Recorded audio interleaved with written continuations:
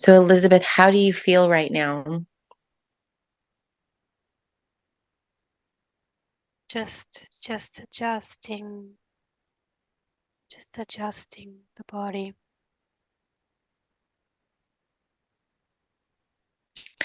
Is there anything within the body as you're adjusting that comes up that we can work on or help?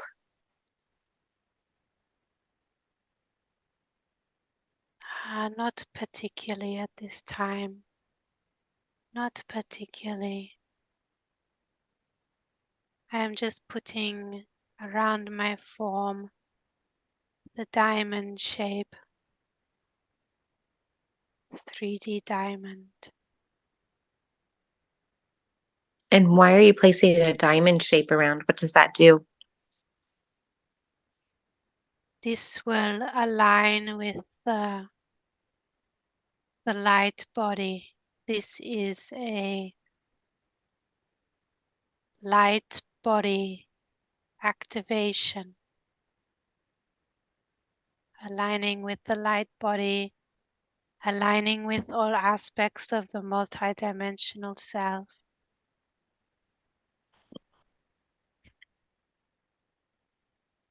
Thank you so much for doing that so we can have her little upgrades as we use these sessions and also to help give her higher channeling ability.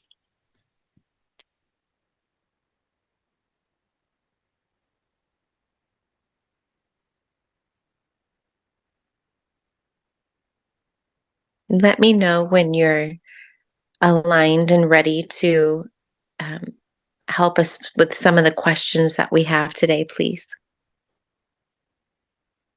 The pink light is just being placed around the body. This is the love light of Source, the pink ray provided by Elohim Eros. And this is because some of the information will be confronting. So we are just putting love around it so that the collective can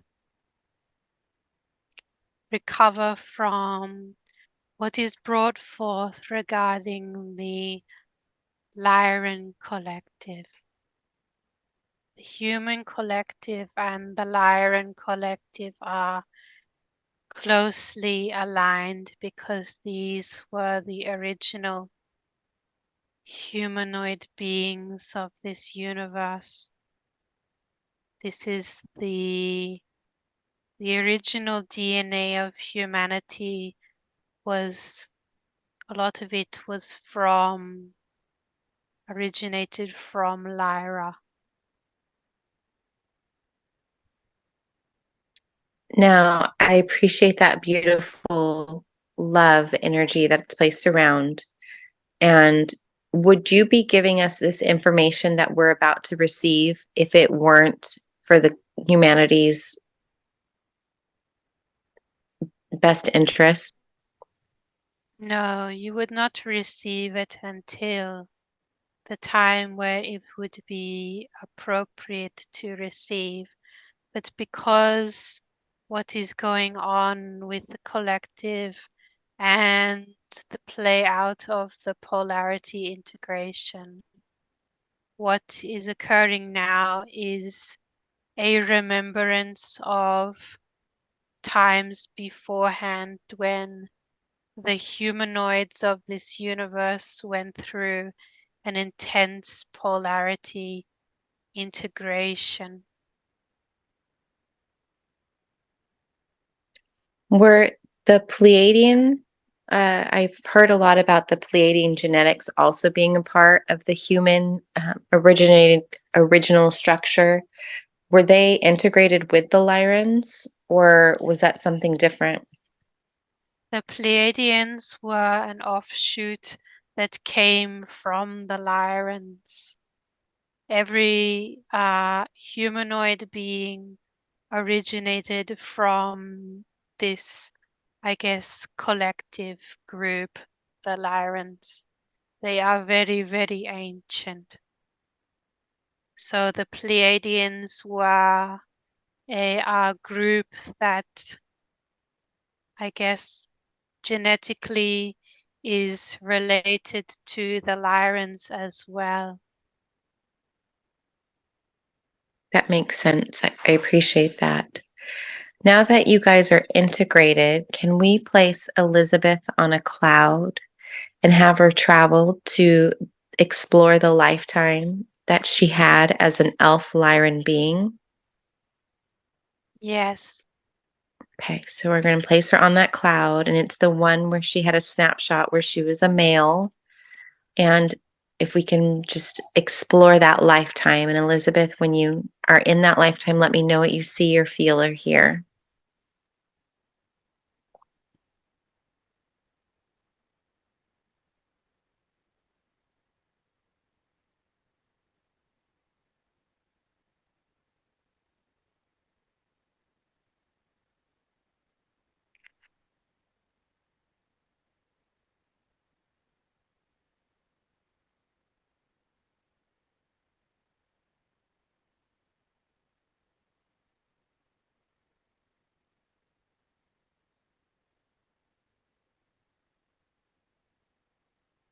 I am in a ship.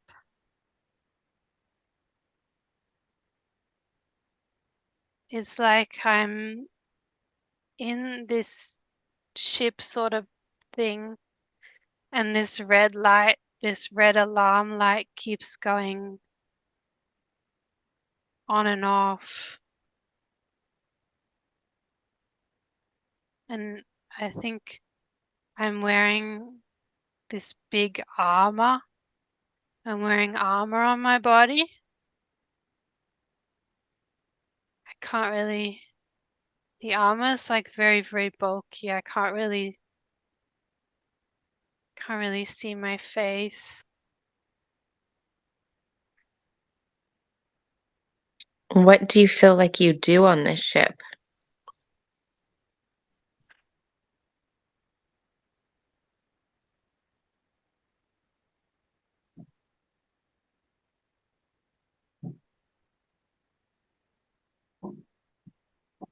Just going to say that I'm a soldier, some kind.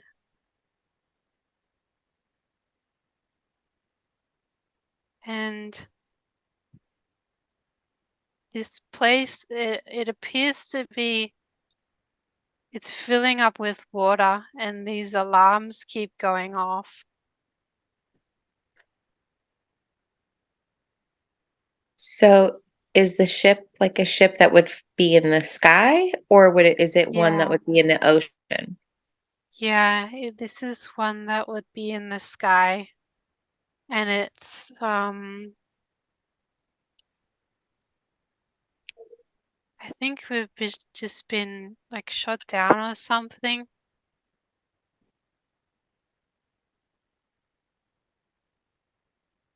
I'm trying to like get out.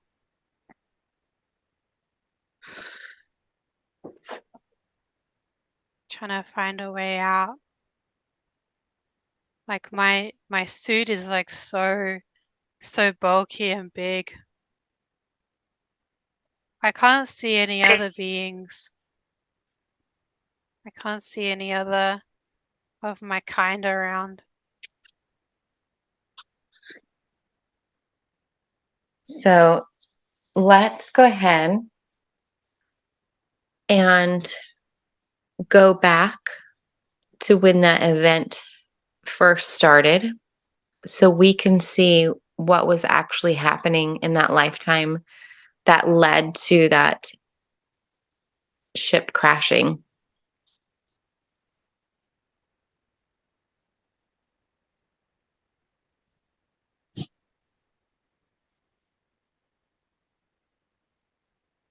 I want to say that I'm like a little boy, and I have um this scruffy sort of hair.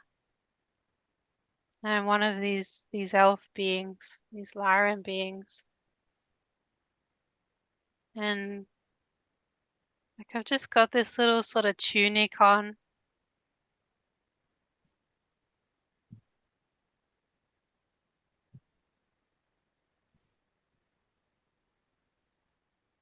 And like, I don't know, it's kind of it's it's interesting how atmosphere, it's kind of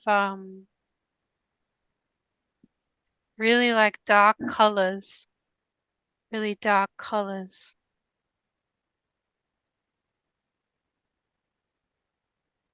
And there's these mountains, the distance, big snow-capped mountains.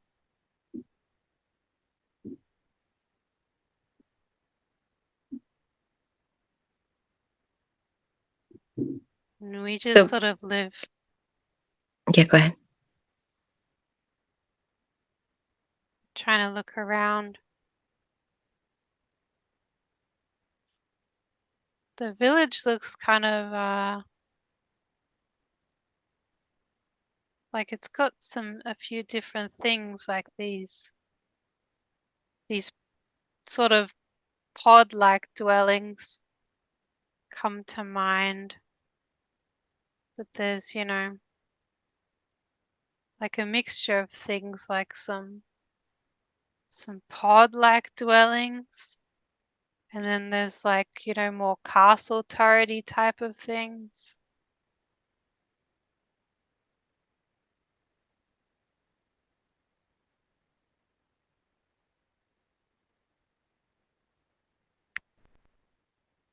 And as you tap into that energy, what does it feel like? Were you guys at a time of peace or a time of war? Or what was the cycle that you were in during that time as a child? Just surviving, and like,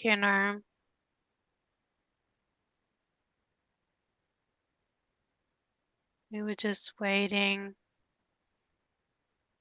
it out, like just in a survival mode, like constantly sort of looking out, because of the stories that the older generations they would tell about the lights from the sky bring great danger.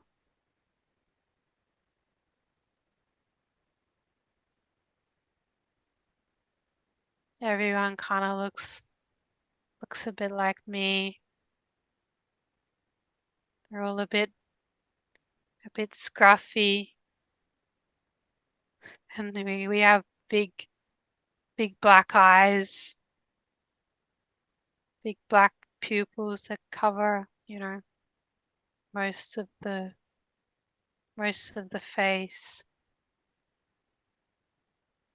And our people, some of them like wear capes. There's an adult that wears capes, and I think there's some kind of school situation,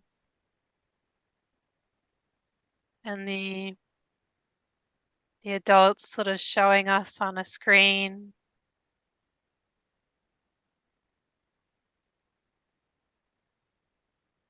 The word conscription comes to mind. It's like, they're training us to be warriors. And it's like this starts from when we're really, really young. And then they're just sort of, the elders are educating us about the lights that come from the skies, and what happens, and why we have to be warriors.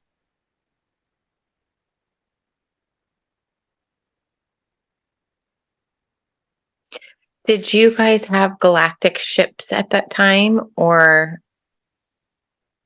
Um, was there a way to We, differentiate between the lights that they were describing from the sky? yeah, we do. We do. They teach us how to differentiate which ones are the danger ones, but they haven't come for a while, so we're pretty good at this time. But like everyone's always like, they'll come back again. We need to be prepared for when they come back again. And so it's kind of sad. We just spend all of this time sort of preparing for when that will happen, because we think that, well, if we're prepared this time, it won't be like the last time.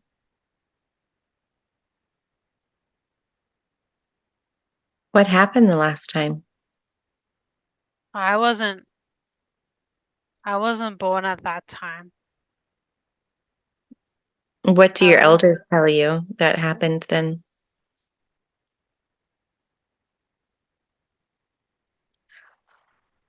Oh, they go into great detail. It's just sort of scary, actually. They really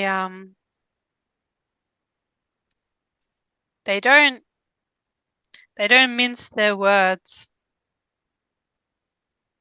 And like we're sort of like, we're sort of looking around quite scared, and then the teacher portrays the things that he's seen before. He shows us our movie in our minds of when the last time was that they came. And and even though we've heard this story heaps of times before, I feel like, they always tell us this again and again and again, so that we're not so scared, because the first time the teacher told this story, everyone was like, I don't know, they were squeaking and crying and carrying on.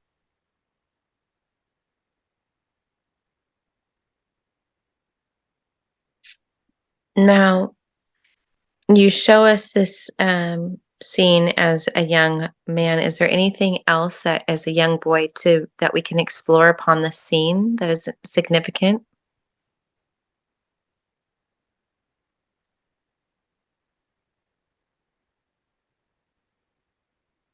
I have like a mom and dad, but they're kind of a bit traumatized, and they don't like to talk about the lights that came from the sky. They don't like to talk about it. So I don't really ask. I just learn about it at school.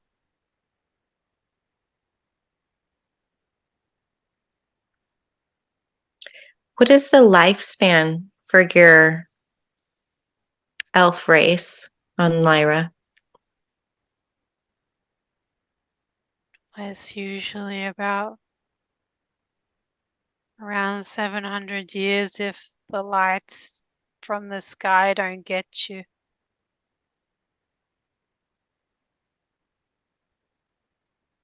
Seems like it's a Yeah. longer time. Mm.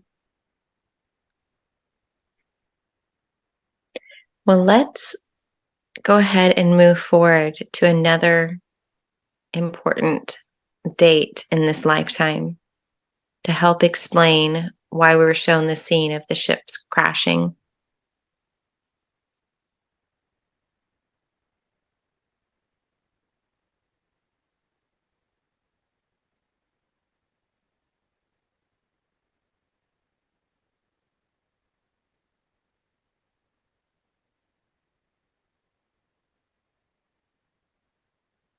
It's kind of like, it's like time for the graduation of the warriors, I'd like to say, and like we get our special armor. It kind of looks like a big sort of machine. And this will be our special, it looks like a big armored droid. And this will interface with our bodies and when the lights from the sky come again, we'll be really prepared. But they're sending us abroad so that we can defend the other colonies. I'm just trying to look around. It's like we're all standing in a row as these big sort of droid beings with just these like elf type of things in these big droids.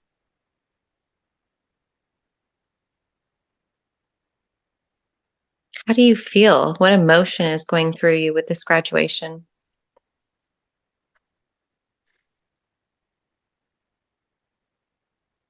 Like I'm scared, but I'm also prepared.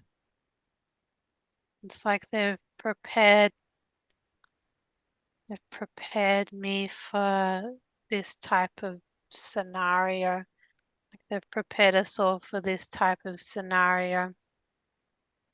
We really can't see each other's faces very well, but we can telepathically communicate with each other, even through these big droid beings. But it's kind of sad not to be able to see everyone else's faces. So now we're lining up into the ships now. And there's a fair few of us seem to be going in there.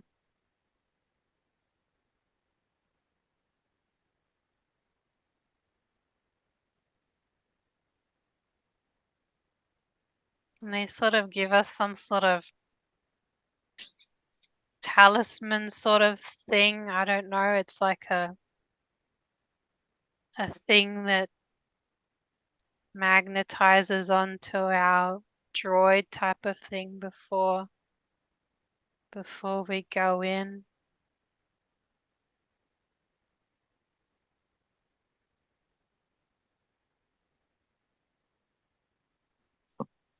And what does the magnetizing thing do?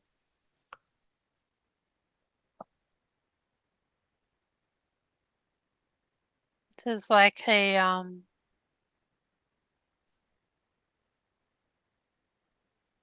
I don't know, it's like a beacon type of thing. Like if one of us needs help or something really bad goes on, it's like to communicate with all the others. Things like really get messed up. I think it does a few things actually. It also sort of tracks us where we are.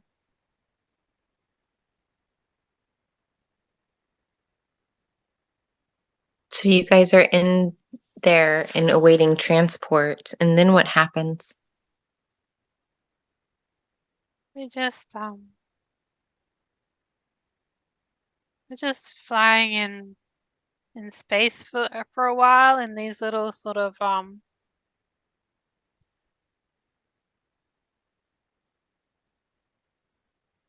in the ships, and there just seems to be a lot of us crammed in there.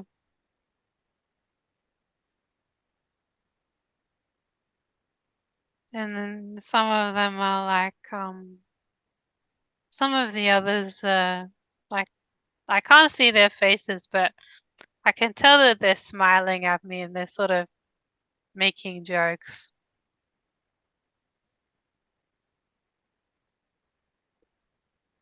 There's Um, not, oh, go ahead. sorry, there's not much of a, there's not that much of a wait point, and then we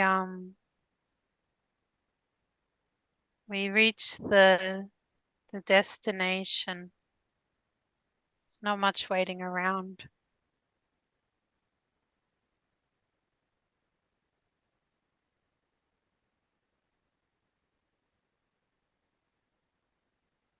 Are most of them male or are there females? Like, what do your, I guess, coworkers, the warriors, what do they occupy? Which bodies? I think they're mostly all just boys. They're just the male elves, and the female ones do more like little sort of technical jobs on the ships, like intelligence sort of jobs.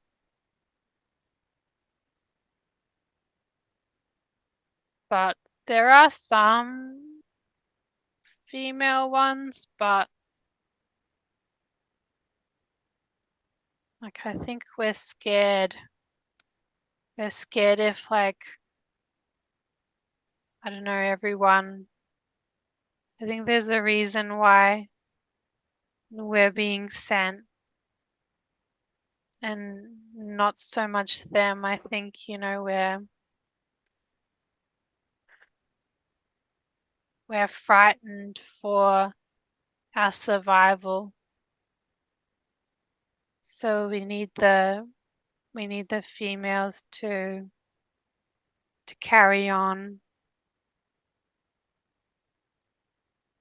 with their, eggs and whatnot, to not be the ones that will have to die.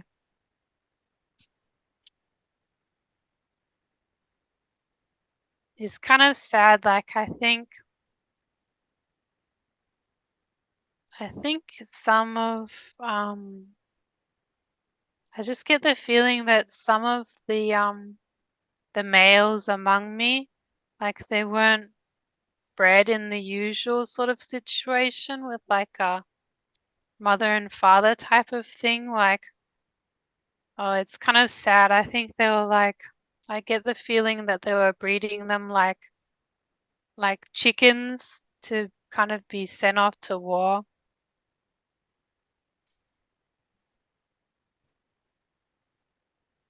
It's a very desperate sort of situation. I understand that. And you guys are there and arrive. And what are you guys going to go do now that you're at that new place? What is your job assignment?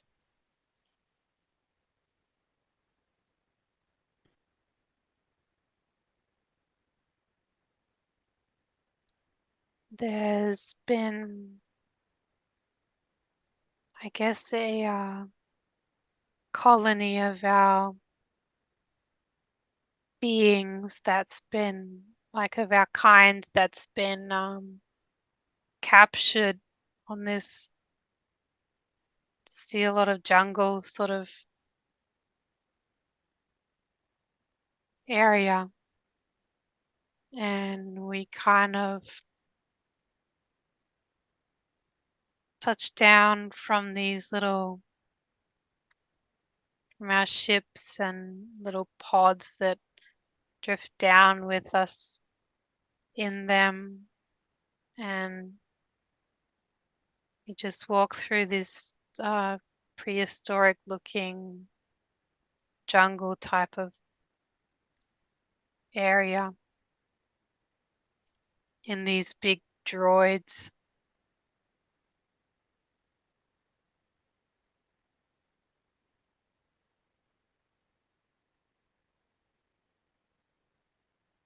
Do you guys know who has captured them?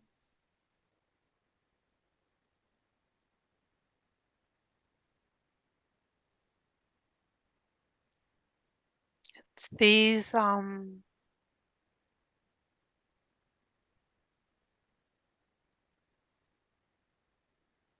kind of I'm gonna say like Orion sort of species. They kind of work for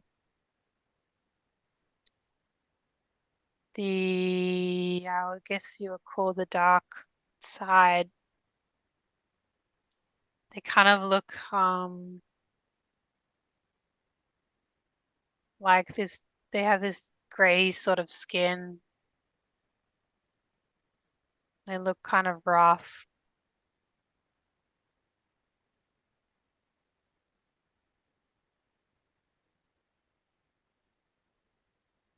And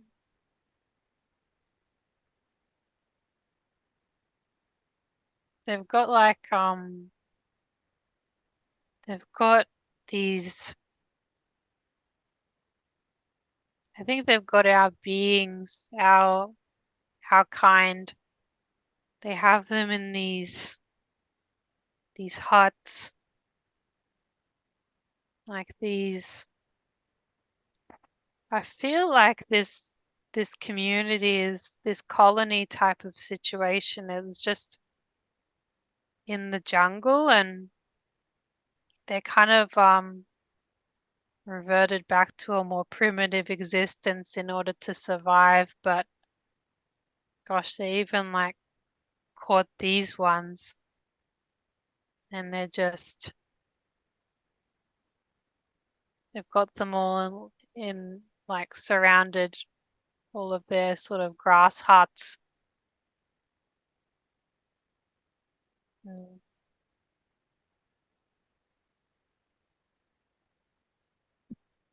What is their They intention? What is their intention? What do they want to do with them?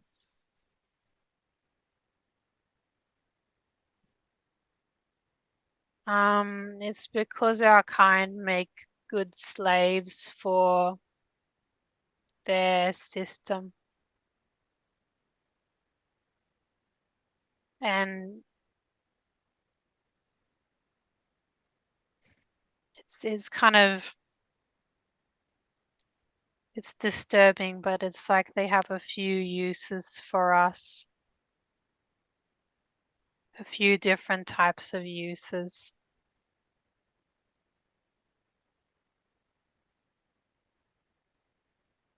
It's really like, it's really almost like this colonization type of thing that we're experiencing on Earth right now, or like in the past, the colonizers, and they just went there to these lands and got these people because they just made good slaves for them, and they had uses for them. Like there's no point to it really. There's no there's no drive to it. Like it just creates suffering. Like it just feels pointless and stupid, but they just do it.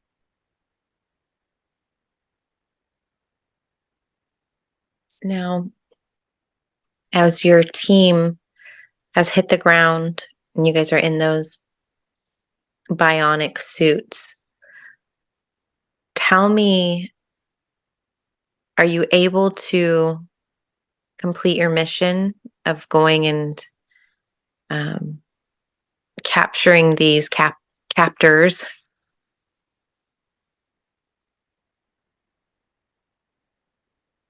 we just like start to, I guess, send like a shockwave sort of thing that electrocutes them and just sort of kills them instantly. We don't really take prisoners anymore, and the ground is shaking. The ground is shaking a lot. It's really something's happening where the ground's shaking.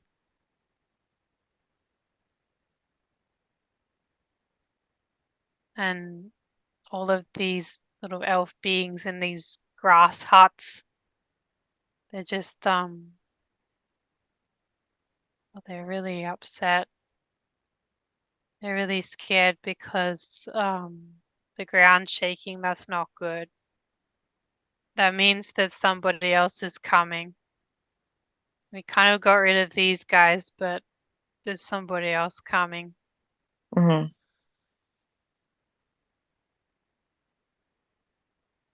So, yeah, somebody loads them back onto the ship. They escort the beings and then they load them back onto these pods and then they go back to the ship. And well, they know that we're here now, so it's really kind of difficult because we're just sort of waiting for them to come, and we know that they're going to come and bring a whole lot more with them.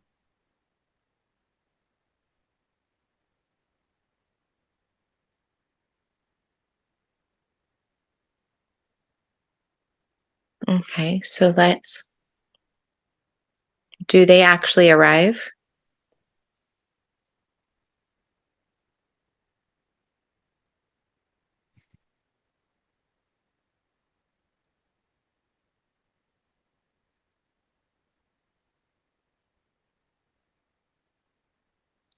Not sure if the ground shaking was them or is like an attack from above. I think it's more like an attack from above. They're they're just sending bombs to this area.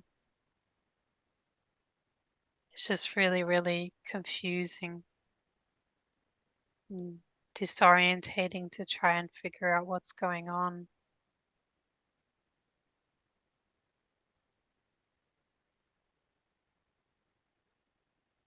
So take me through, what are you doing and what are you feeling?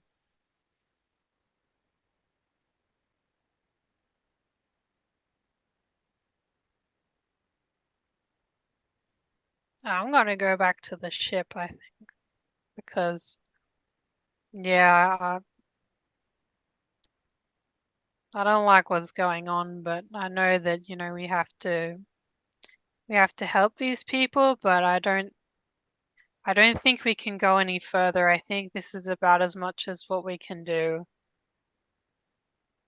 So we're going back. We just It feels bad because we obviously know that there's more out there that need helping, that needs saving, but like we got enough for today. We got enough for today. So we got this like sort of village area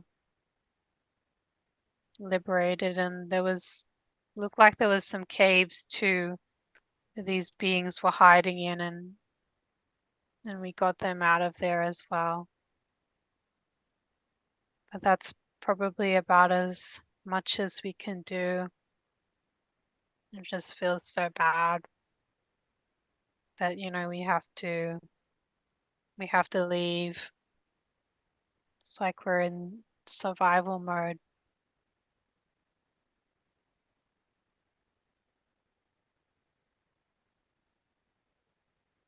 So you're on that ship.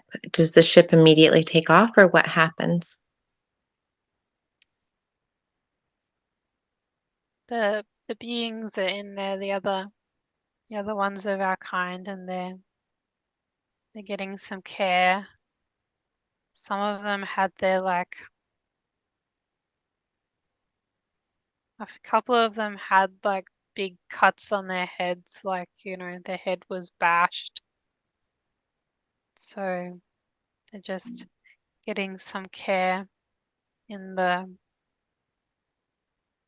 sick bay sort of area, the healing areas.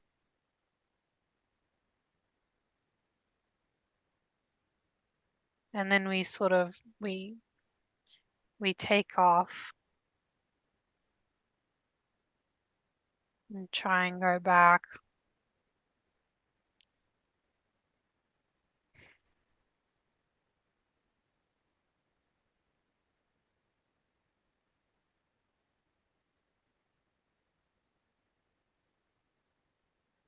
And I think we do make it back this time.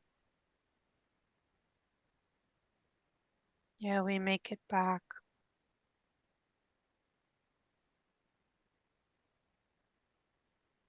I don't think the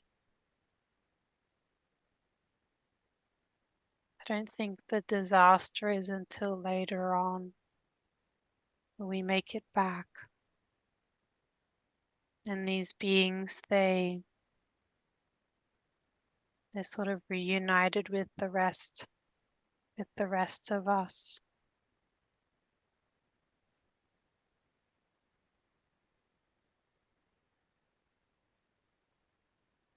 And it's really good, but some of these other beings have been in that hostage situation. Like, some of them were mutilated by these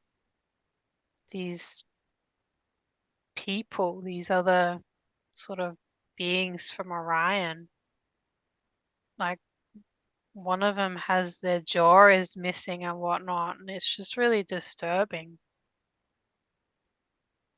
It's just we're just sort of appalled, consistently appalled, of what's happened to our people. They just bashed some of their heads in, and one of them's jaw is missing. They're okay, but we'll have to, our technology is getting better and better to help with this. It's just we're in survival mode all of the time.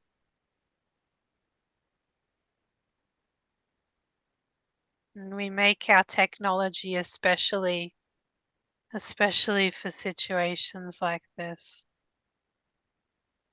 And we keep trying to get better and better with our technology. And we send more and more ships over. I'm just seeing, as we have more advances in our technology, we send another ship over.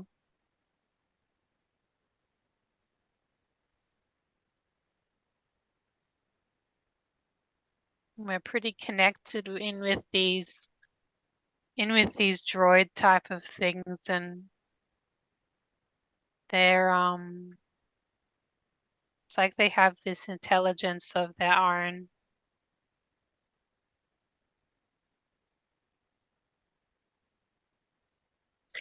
So are they more or less like what we would perceive as sentient? Yeah, they have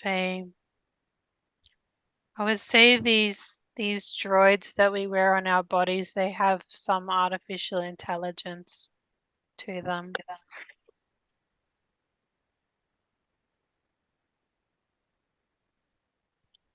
How are you feeling just experiencing something that um, traumatic? How do you feel now that you've got them back on safer grounds and are unpacking what you just experienced? We're doing better than before. We're doing better than before, so it's a positive thing. As our technology is improving, we're doing a lot better. Like the advances, a lot of the I'm seeing a lot of the females work with the advances in technology, and they're very smart. So we need a lot of them to do that, and they help with our science.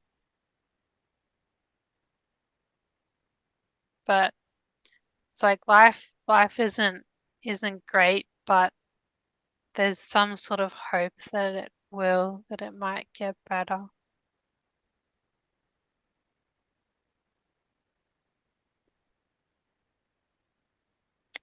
Now let's move forward to the scene we first encountered today. And what happened in that scene? Take us to the time where that is most relevant for that day and that event.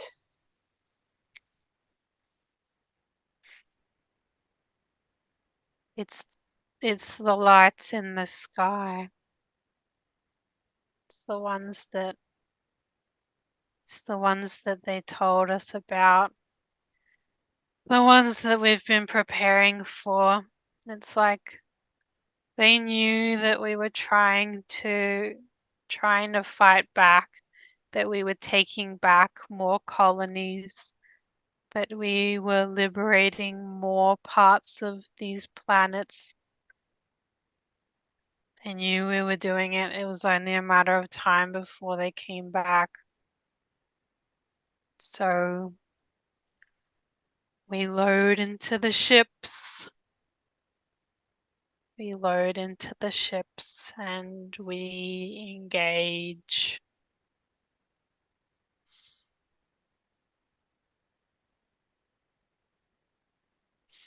So it's like our technology's gotten so good that our droids, the droids that we wear, they're kind of like almost like part of our bodies.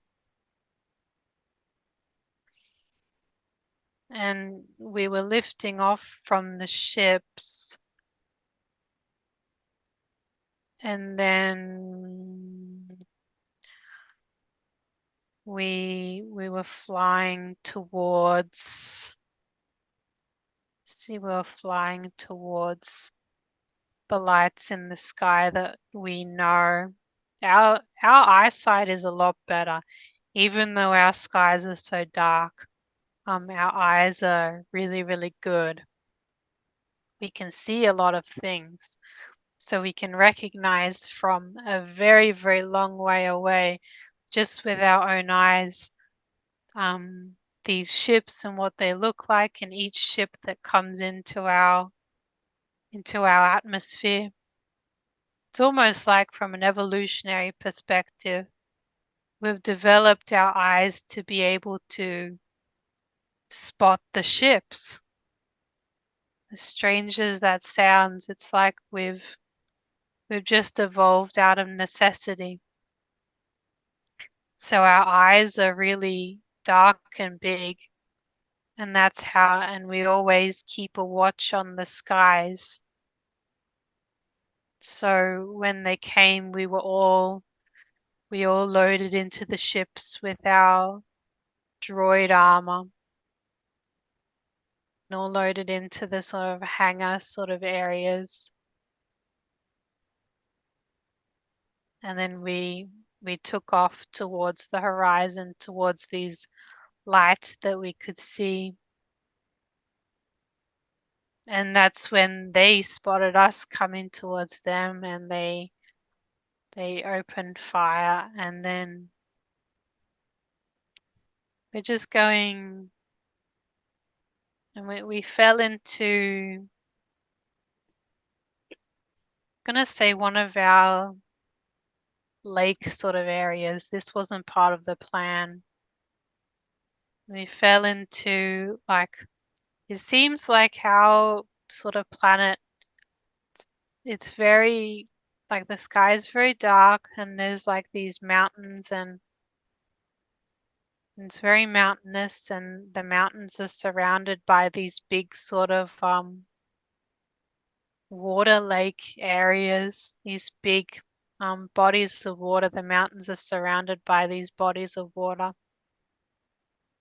And as we were going towards the lights in the sky that we were told about, and we were prepared to fight with the lights in the sky. And then we fall down into these bodies of water around the mountains. Well, our ship does anyway.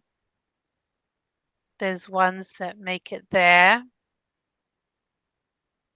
and engage with them, but our one just fell into the big lakes around the mountains.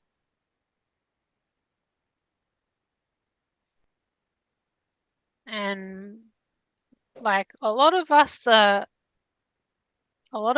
pretty good, like, because we're in our droids, like they're very, very protective. We just have to find each other. Okay, as we're going through the ship, um, there's been parts of the ship that have been crushed, and the elf beings that weren't wearing droids, they were crushed in this part as well, so that's really no good. And I don't know, like our kind is sort of desensitized, so at this point, so we get out and we start floating with our droids on the water. We all sort of we telepathically communicate with each other and see who is still alive on board, and then we start filing out of this small opening at the top, and we just go out into the water, and we're just sort of all swimming in these big droid bodies. And I can see that the beings that on the ship that weren't in the droid bodies, they're all like, they're pretty much dead on impact. So it's really good that, we at least had these droid bodies. So I guess we're thankful for having these droid bodies around ourselves, this armor. And this armor is just sort of like, it just protects us so well. We're sad for the fallen ones, but we can't do very much because our priority is to get back to the city within the mountains and defend it. There's not much we can do about the ship, but we can be on the ground defending in case the lights in the sky come for the people.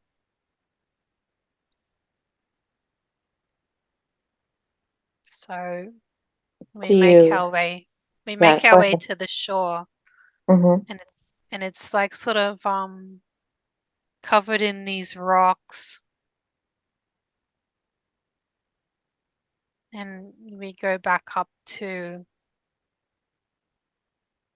the town. It kind of looks a little bit like a fairy tale town. Which is kind of strange, but with these like sort of pods that people live in. So we're just going to be in the town. We're going to stand out towards the other part of the lake, stand around the lake, because there's this town. It's kind of like situated where we are. It's situated in these mountains, and these big lakes are around it.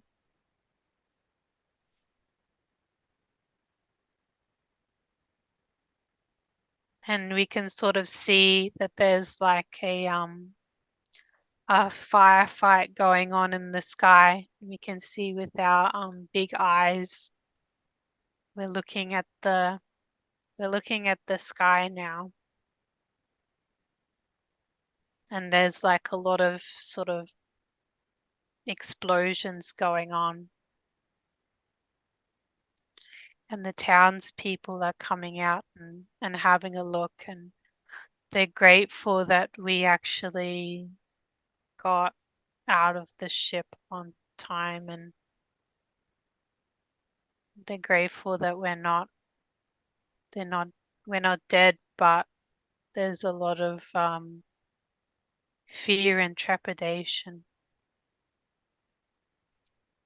And they bring some of the children out to look, and we tell them to bring those, like, take those back in, take them back in. Are you stupid? Don't take them out.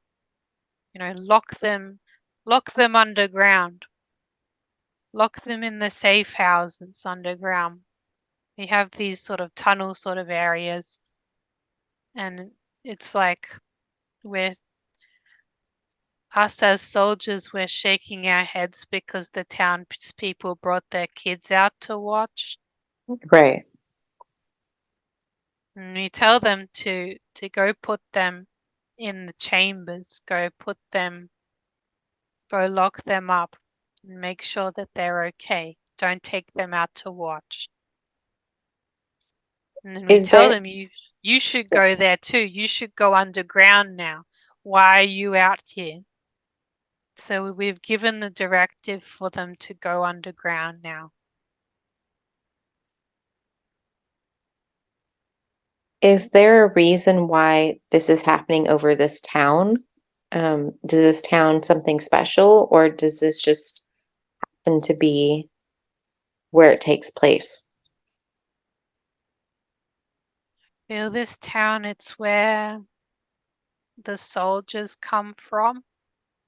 This is this is our special military training town. It's like all the children in this town, they're bred for to be conscripted. All of the children, they're bred to be conscripted. It's kind of, it's just like a way of life at this point. So this particular town, everyone gets conscripted to serve.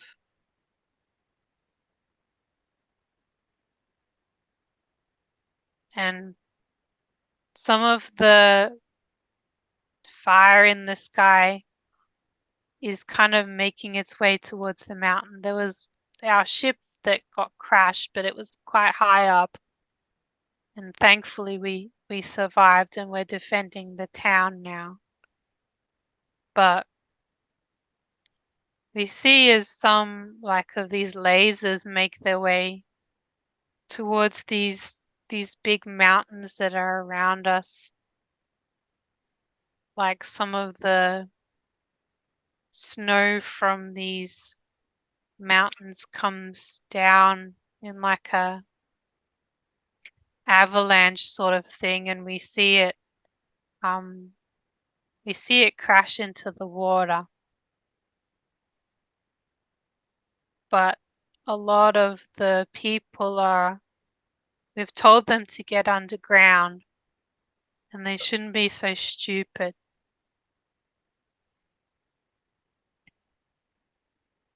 And we're just sitting there and watching and waiting. There's this trepidation. And it looks like there's another one of our ships has fallen, but we can see it has fallen in the distance. But we can't do anything. We just sit and we defend the town. We're just all on the perimeters of the town, and we've told them to get underground. So we've done our job. We're just sort of gatekeeping now.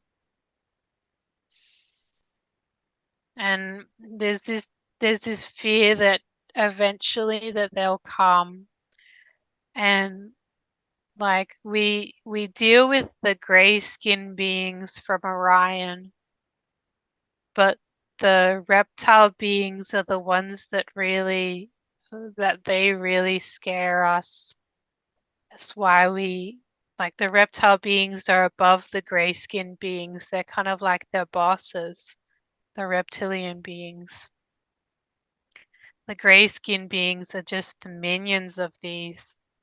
It's like a system that they have where, they just take other beings, they take over other beings from other places in the galaxy, and they make them as their minions and slaves and whatnot. So I guess, normally before us and the gray skinned beings would have been allies, but you know, we just were in that situation before where we saw them taking some of our beings, and they were going to become slaves. So we just had to kill the gray skinned beings when we came in there. But the reptilian beings are really the real enemy here. Like, we're sorry that we had to do that to the ones with the gray skin. The gray skin are kind of like original Orions. These ones with this gray rough skin. They have like a sort of bluish sort of gray skin and white hair. And we're kind of sorry that we had to do that, but it's really like our species is really being preyed upon so heavily.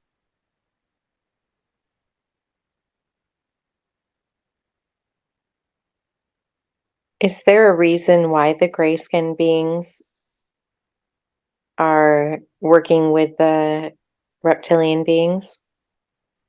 They just want to survive.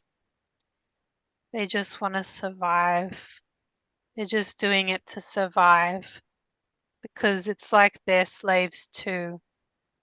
It's just, we don't want to be slaves though. We don't want that. We don't want that for our society. So we've made so much, I guess, technology to just protect against that. And it's like we have, different sort of factions of our society, and they're all dedicated to protection. Like there's one, like our sort of town is the military town, but then there's other sort of parts of our world where um there's like the technology makers and all sorts of different ones, and we all work together to try and I guess protect our species. So we're not the technology town, but there's a lot of military towns. There's a lot of military areas across our world that are just there, and I guess it's sad that we're breeding as many of our kind as possible so that we don't become extinct and genocided, because there's the stories of the forefathers from before, from very, very long ago, and there was only a little bit of them. There was only very few of them. So we've learned from them, and we've learned that these beings, these ones from the sky, they will wipe us out. So there's even like, well, I just see that there's entire sort of areas that are just, we're just breeding more of our own kind and creating technologies so that we can have as many of us in these protective droid sort of cases or armor as possible that are protecting our world.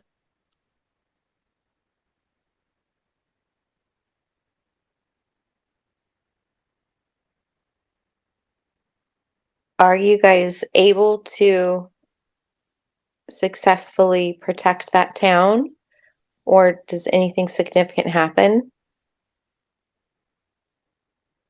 We just seem like we're watching this battle in the sky for a really long time. And some of the ships fall out of the sky. And then it seems that there's one of the lights from the sky is coming closer. And we telegraph to the beings underground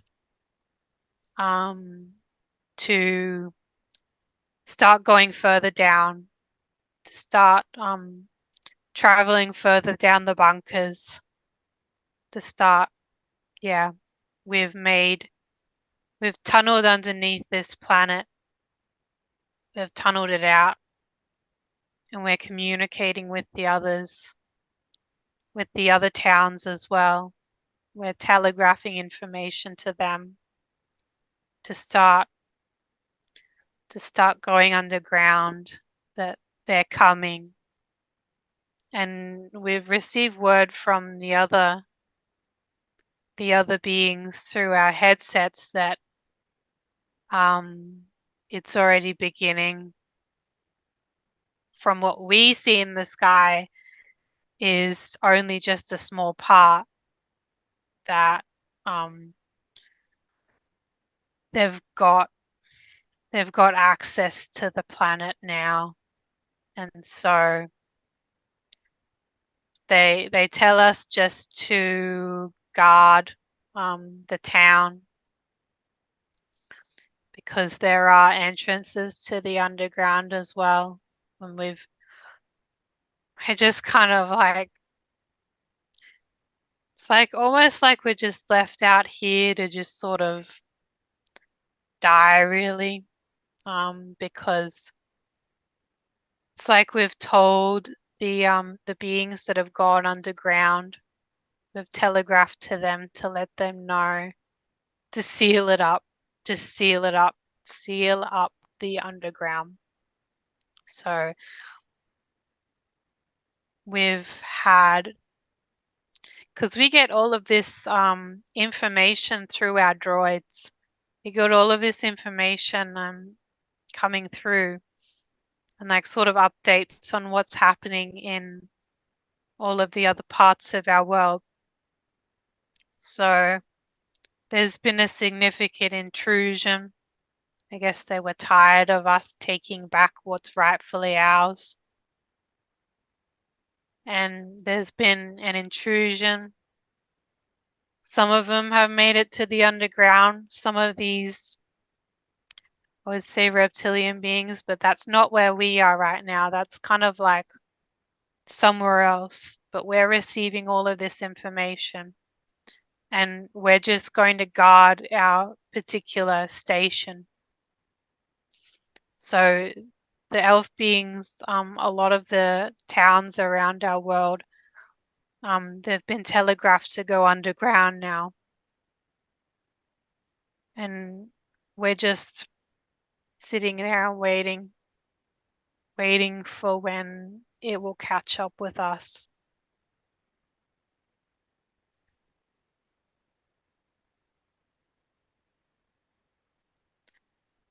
And And yeah, go yeah, ahead. it's happened. They've arrived, and they kind of started coming out of the water. They started coming out of the water. And it's like we've engaged, and gosh, these reptilian things are about as tall as the droid bodies that we have, and they're quite big.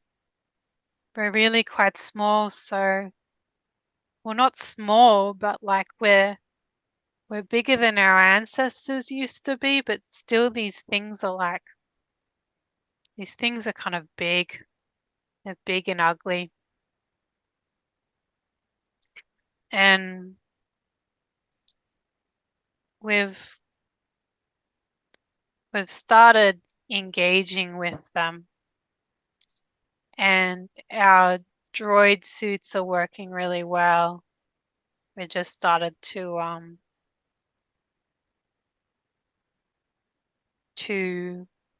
I guess they have like a electrocution type of thing, like that's just like, I don't know, like a electric sort of shock wave that comes out of them. Do And they do they have any armor or any other weapons? the reptilian type of things, they have much less armor on than we do, that's for sure. But they do have some sort of armor. They kind of look like velociraptor type of things, but like more on hind legs. They're not like, the snouts are like a bit um more out than, like more pronounced than the depictions of them, I guess.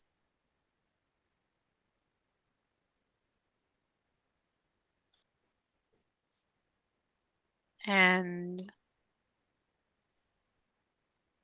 it's just, we try and fend them off, but there's just, this is the problem. There's so many of them, and it's all this big, like, sort of blur. It's all a big, like, it's just like so much is going on.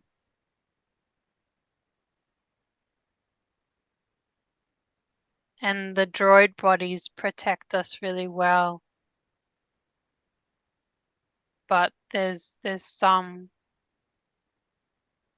of them that get crushed, and they just rip us out of the droid bodies. Not me. I'm still there, at least for now. But I see some of them getting ripped out of the droid bodies, and they just sort of killed and tossed aside. They just sort of they end up as just these bodies on the stone shore. And I can see there's these red lights and explosions, more explosions in the mountains. I don't know how I'm surviving at this point. I think I just pretended that I may have pretended that I was dead, that I died inside my droid body, because they're not they're not so interested in me anymore. They're kind of going towards the town.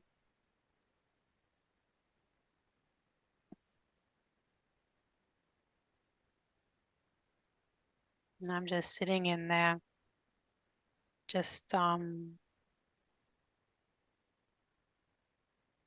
I don't think my hands are working all that well.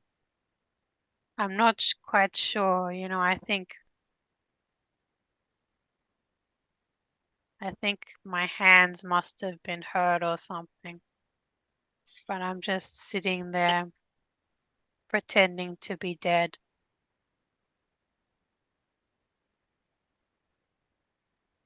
And can you see the entrances to the tunnels that were sealed?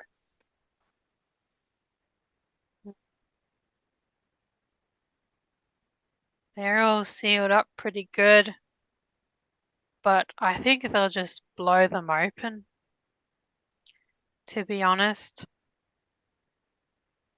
Um, there's not much hope. I think they'll just blow them open. Like they have the technology just to blow them open, even though our technology is we try to get it as good as we can. It's like, their technology is somehow better than ours. And we try and make so many advancements, but they still have an advantage with some of the technologies that they're using. They get their technology from like a higher source than we do. It's like we just get our technology from our own hands. It's like they're given theirs by the this controlling sort of force higher up in the chain. And we're just doing the best that we can with what we have. And a lot of the elf beings and droids, I can tell that there's some of them that are doing the same thing that I am doing, just sort of like pretending to be dead. But a lot of them have actually died in the droid bodies, and some of them were pulled out of the droid bodies, and their bodies are just sitting there near the lake.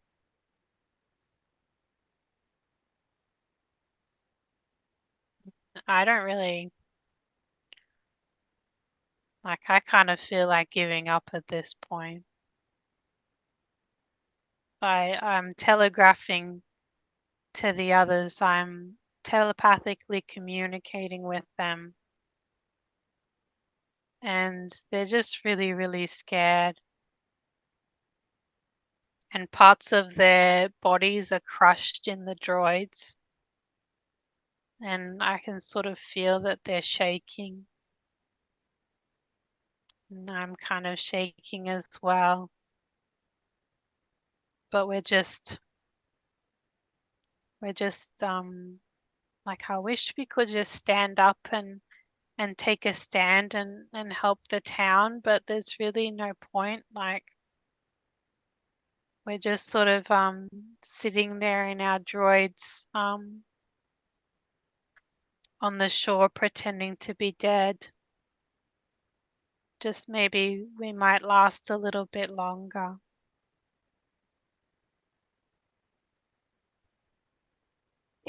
Now take me to your final moments before you pass. What happens there?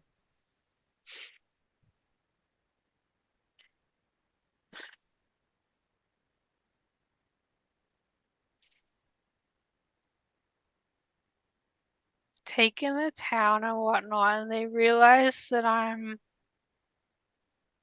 they've checked the droid bodies and they've checked the mm,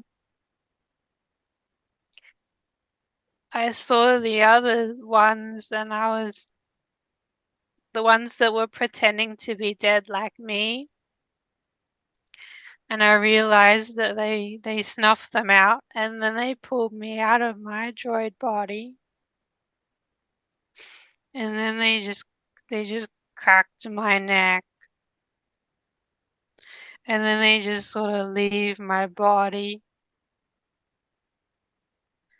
on the shore like the rest. They just pull it out of the they just pull me out of my droid and fling my body towards the shore like the rest.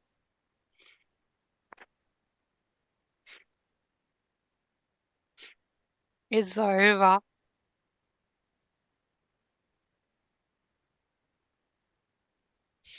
There's just such little respect for us. Yeah. Now, Elizabeth, you can be an observer of this if you want, or you can feel the feeling. The choice is yours right now. But what did you want? What was your contract for that lifetime? What did you want to experience and to master in that lifetime?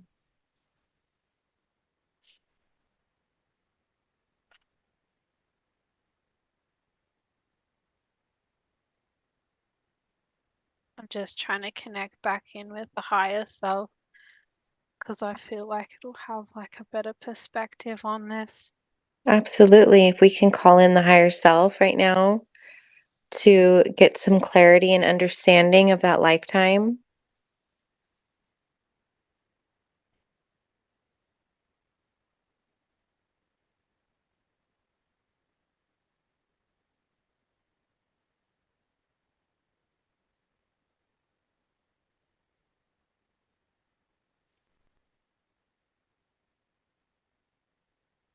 This is part of the many lifetimes I have put myself into a body in this system in order to see light to what was happening with this polarity experiment. And the Elohim found that it went too far. So we began to seed ourselves into these bodies. We seeded ourselves, parts of ourselves, into the multidimensional aspects of these different parts. So it's like we were having parallel lives in order to help these beings. But earlier and later on, we also intervened personally ourselves with the angelics. So first of all, we attempted to intervene with putting small parts of ourselves into bodies in order to seed light codes into these civilizations.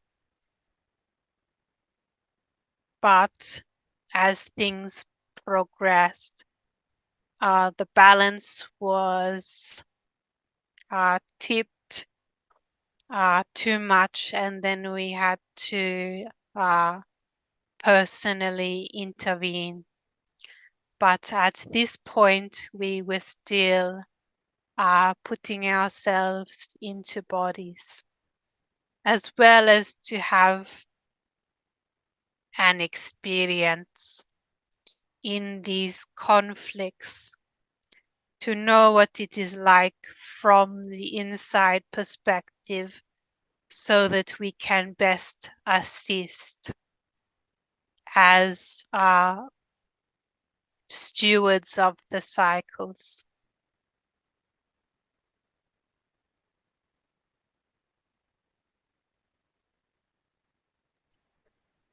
Thank you. And were you successful in that lifetime?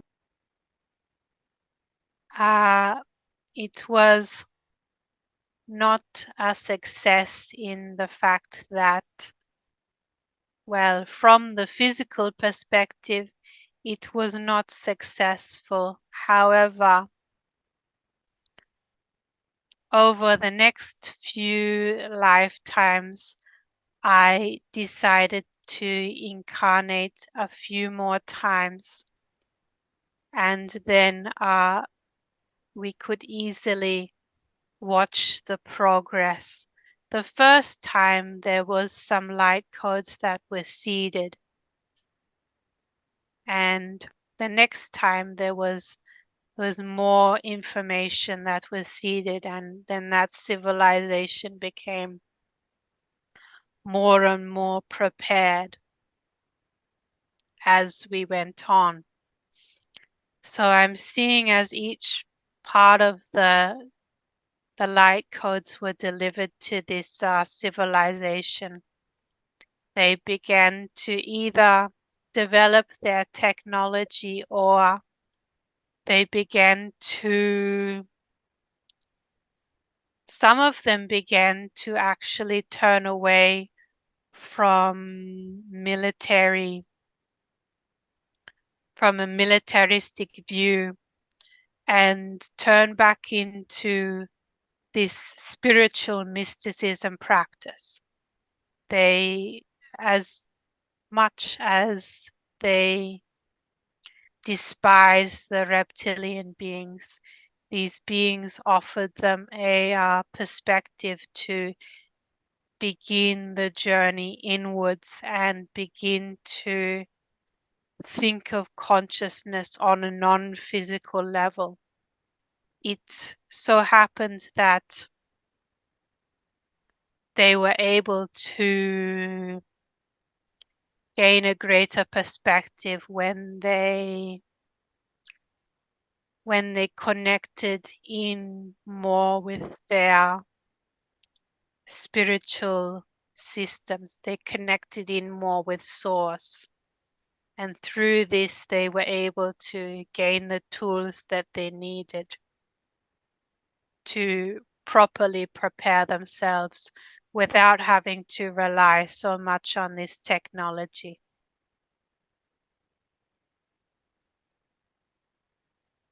Is there anything that energetically you experienced on that lifetime that carried over with Elizabeth into this lifetime? There was the because of taking lifetimes in the Lyran system, there was this pattern of victimization, of being the victim of attacks, because many times the Lyran collective has been the victim. They have always been in a victimhood role, and it wasn't until later on that they started to turn the tables on this, and I guess, if you will, stand up to their bullies. But for a long time, it's like they had a complex, if you will, of being the bullied one. And in this life, she has had experiences of being bullied. The reptilian beings were what you would call like galactic bullies. They were playing the bully role. And the Lyran beings, if you will, were the one that was I guess, the example of I'm going to use the example of the shy kid that gets bullied. The shy one that is kind and gentle and sensitive that gets bullied. So it was very much like her experience of high school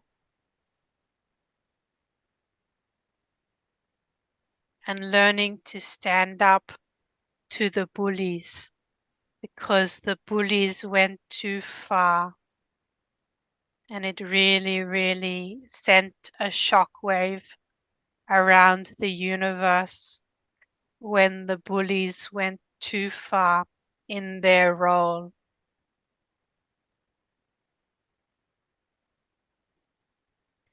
Now that she understands where that energy came from and that experience and that cycle came from, can we clear that energy connection from that lifetime? Yes, that can be done.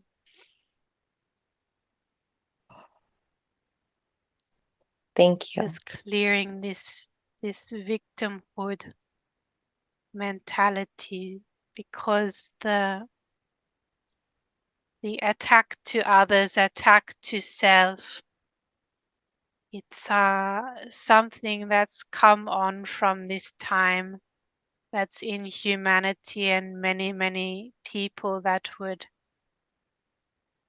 be star seeds as well, feeling attacked and victimized. So we are just releasing this now. Do a lot of the Lyran star seeds have this carrying over with them? Yes, yes, yes. They very much feel like they are on edge and they need to protect against the darkness, that they need to be warriors to protect. So these times playing out on Earth would be very triggering for them at the current time, because these memories would be surfacing of when the darkness came, the lights in the sky came, and they did all of these things to them and just killed their people. And no matter how hard they tried to prepare, it was no good. And again and again and again, they tried and tried and tried. And this was something that carried through. Can we place the intention to clear that connection to victimhood for anyone that we can in this lifetime? Yes, I will send an activation out to all of these beings that will need this the most. That we are no longer the victims of the darkness. We are no longer the victims. We do not consent. We are no longer the victims.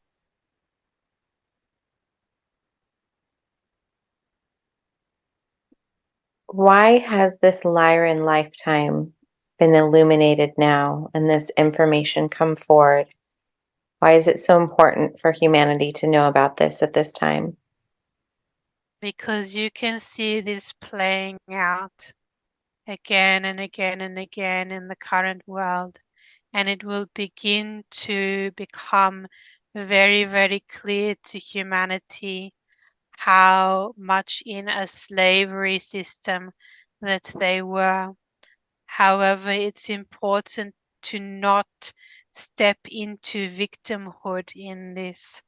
The Lyran beings, sometimes they stepped into victimhood, and then sometimes they went the other way and became dark themselves. If you would refer to the term, the bullied becomes the bullier, if this makes sense to you. Yes. Like one who has been pushed too far can in fact develop a complex where they feel like they need to take revenge no matter what. because there has been too much injustices. And humanity is coming up to that moment where they will feel like they need to take revenge on the enslavers. There are some that will be in victimhood, and I guess you are seeing it at the moment. Right now, there are some that want to take revenge on the enslavers as well. And there are some that try to put their heads in the sand and pretend like it doesn't exist.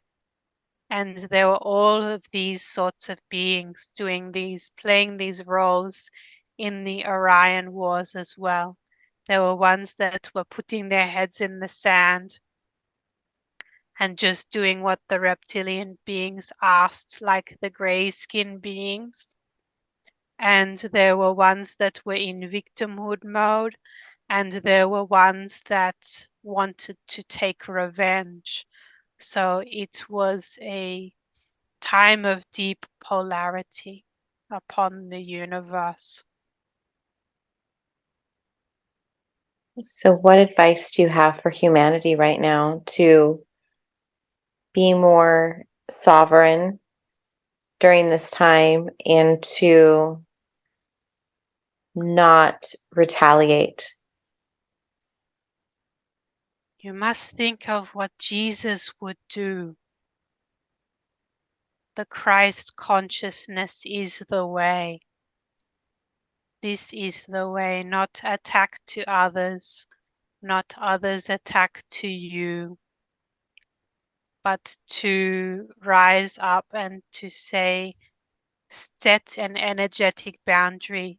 We do not consent, yet you can defend yourself and say that you do not consent. You can put a boundary there without having to revenge and torture and attack the bullies.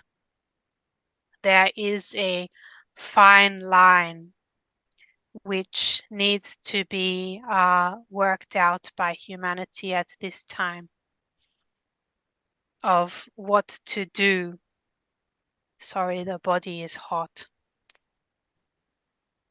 That's okay. I know we've been doing this for quite some time. And I think we're just going to stick to this today. And we have a lot more questions.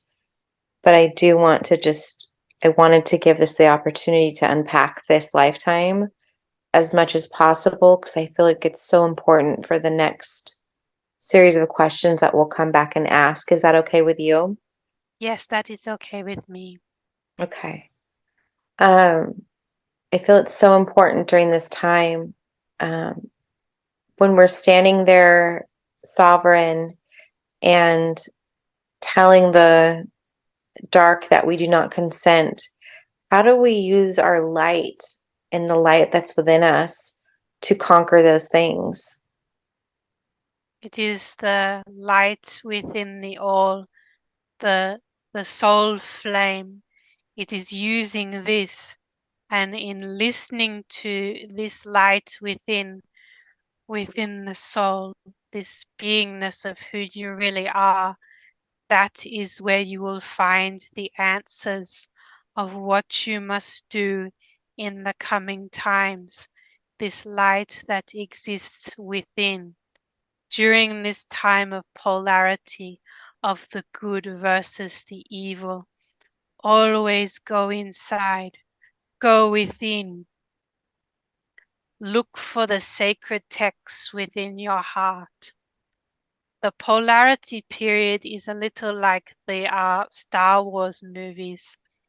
And if one, I guess, is guided to go to the sacred texts within their heart, like the wisdom, the Yoda character, if one is taking this perspective, like the Yoda one, like what this character represents, this will be the key to moving forward, if that makes sense. So these movies are quite important as you watch them and you get little hints from them. This is like a message, if you will, about the Orion times, and the original material for this was seeded into humanity to give them clues about what to do, about the part that comes next will be the the wisdom, the wise part, and I guess what you would call the force within.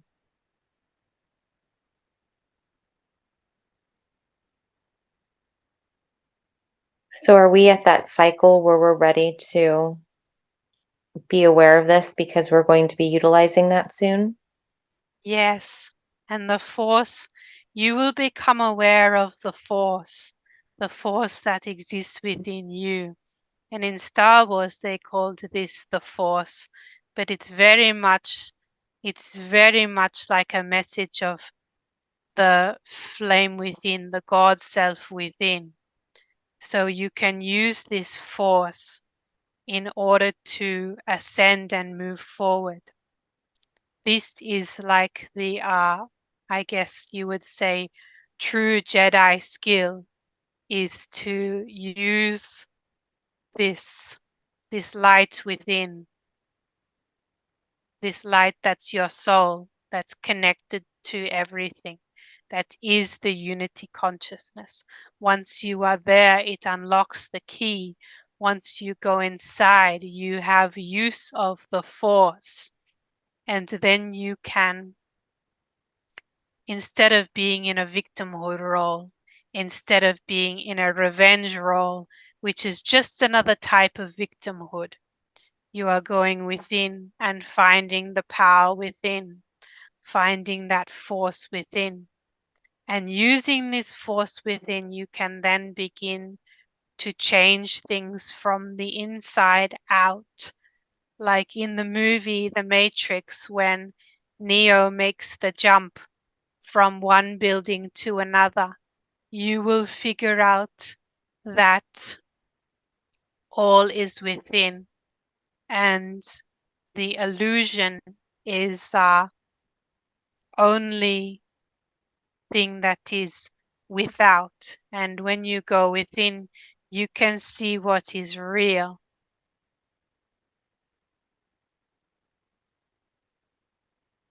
Do you have any final messages for anyone that's connected to these? The Lyran Wars are connected, I guess, to all of us because we're connected to all this that's going on in the earth right now. Do you have any final messages for us until we meet again? We are all connected, and especially all of the humanoid beings have been affected by this time. So you will see the Pleiadians, they have memory of this. The Syrians, they have memories of this. All of these different paths congregate to this point in the universe of polarity that existed before. It all comes around in a big circle to be experienced again and again in different iterations. Just like reincarnations, in the universe, there can be reincarnations of the same, I guess, cycles over and over until one remembers the true nature of who they really are.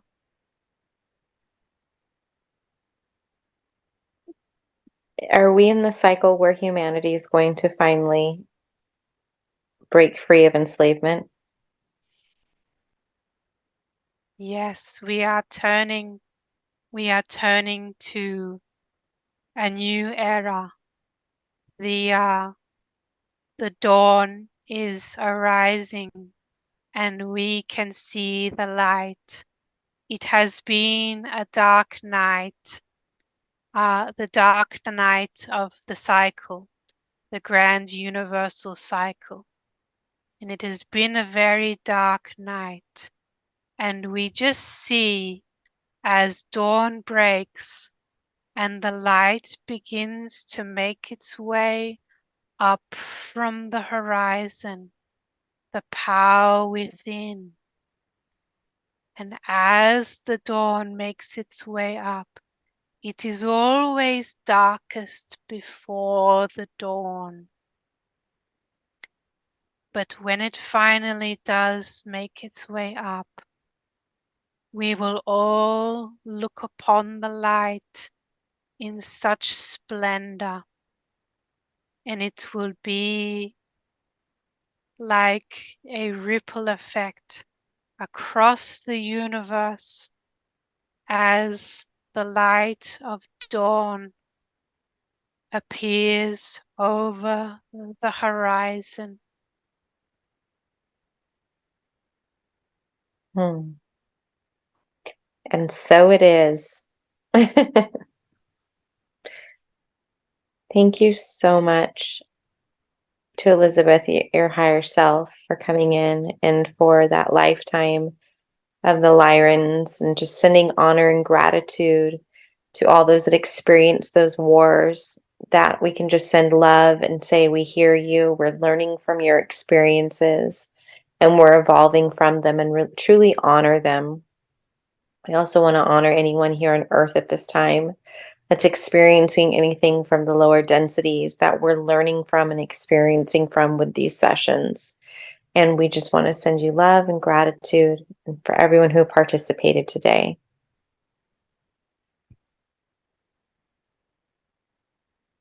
Thank you.